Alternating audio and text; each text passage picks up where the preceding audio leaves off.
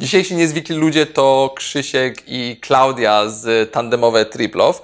To są ludzie, którzy stwierdzili pewnego dnia, że wezmą swojego wielkiego psa, zapakują go do jeszcze większej przyczepki od roweru i pojadą 8000 km od domu. Zobaczcie. Chodziło o to, żeby wyjechać zimą na rowerze tandemie z dużym psem, 50-kilogramowym, co łączyło się z giga przyczepką za koło podbiegunowy.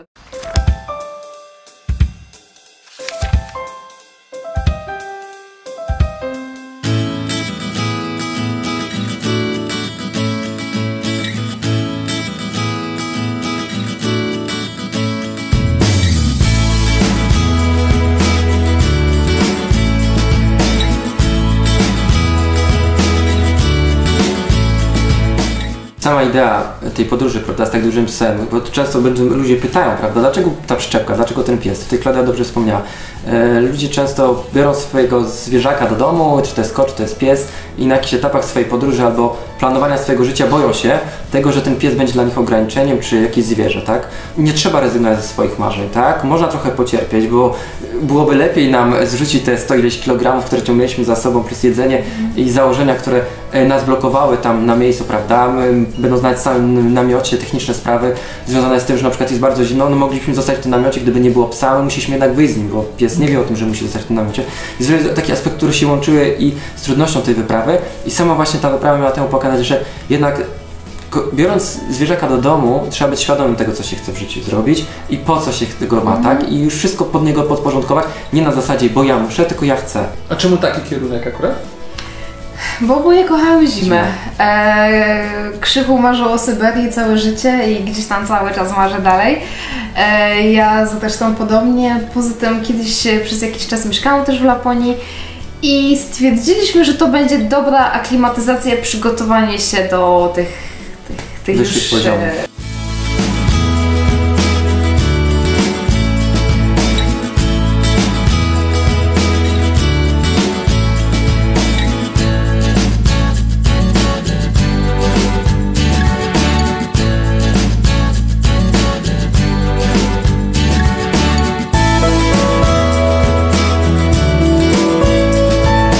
Jeżeli już zainwestowaliśmy tak strasznie dużo pracy, tak dużo funduszy, czasu, rzuciliśmy swoje piękne prace wymarzone, to właśnie po to, żeby z takich chwil korzystać. Dlatego te 9 miesięcy, które nie tylko było tą jazdą, ale właśnie takim naprawdę życiem w tej Skandynawii, w krajach nadbałtyckich. Nie pędzeni, często jak się zatrzymywaliśmy, ludzie pytali 120, 130 km zrobiliście czy 150? Nie, my zrobiliśmy 30, ale mieszkaliśmy przez 3 dni u pana, który właśnie mnie nauczył robić tipi od początku, od podstaw, tak? Albo nauczył mnie myślistwa, albo na przykład pani Klaudia zabrała i nauczyła craftingu, jeśli chodzi o jakieś ozdoby, więc to było najfajniejsze i to było właśnie cudowne. Czy z fotografem pojechaliśmy gdzieś, gdzie on przez 75 lat, ale nie wiem ile dokładnie, nie widział sowy śnieżnej, a przy nas zobaczył i po prostu był podekscytowany. I to była ta właśnie podróż, ta ekscytacja, odkrywanie.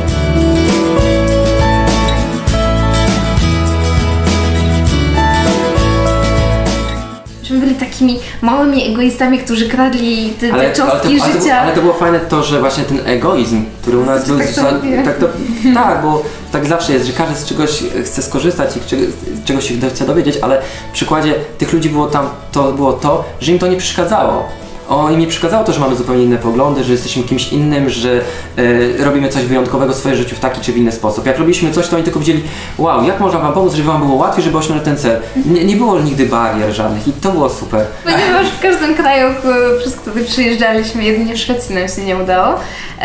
Ale mało I w Norwegii, bo tu nie byliśmy w stolicy. To odwiedzaliśmy nasze ambasady i to było fantastyczne, ponieważ oczywiście Kadlok był z nami i zawsze słyszeliśmy od pana ambasadora, że no takiego wyjątkowego gościa to oni jeszcze nie mieli. I nieważni ci prezydenci. No. I to było cudowne, było najfajniejsze. Kadlok tak naprawdę to jest właśnie ten klucz, ten wytrych, tak? My chcąc z nim podróżować, dostaliśmy bonus, który był właśnie tym wytrychem do wszystkich, do drzwi, nawet daleko tam na północy. Ludzie byli podekscytowani nim, kochali go i kochają go i ja nie dziwię się, chyba też go bardzo kocham z Tak. You think that we play with you? Yeah, a little bit also.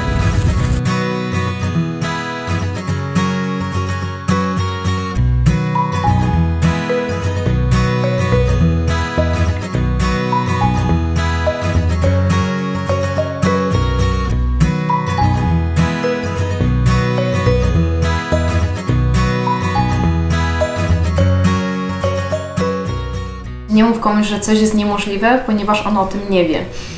No tak, to prawda. I tak było w naszym przypadku i wszyscy chociaż wszyscy nam mówili, to jest niemożliwe, to jednak nie. Powiedzieliśmy, że to jest możliwe. Nie chcieliśmy słuchać i chcieliśmy sprawdzić, czy mają rację. Każdy z nas zasługuje na swoją podróż.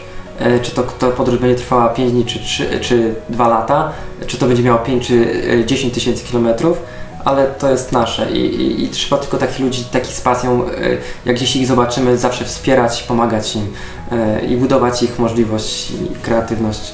Ile nam zostało kilometrów? 35. No to super, to jedziemy. Lecimy. Pa. Pa.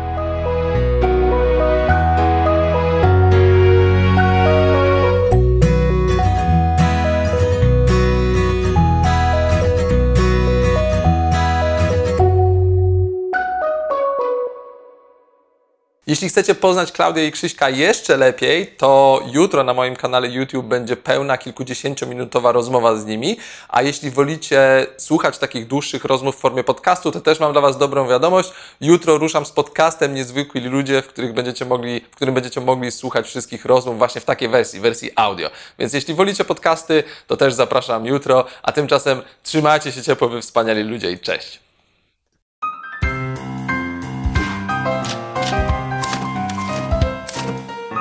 Niesamowity jest ten dualizm Ameryki. I sami Amerykanie też mają w sobie coś niesamowitego. To ich pozytywne podejście do drugiego człowieka udziela się natychmiast.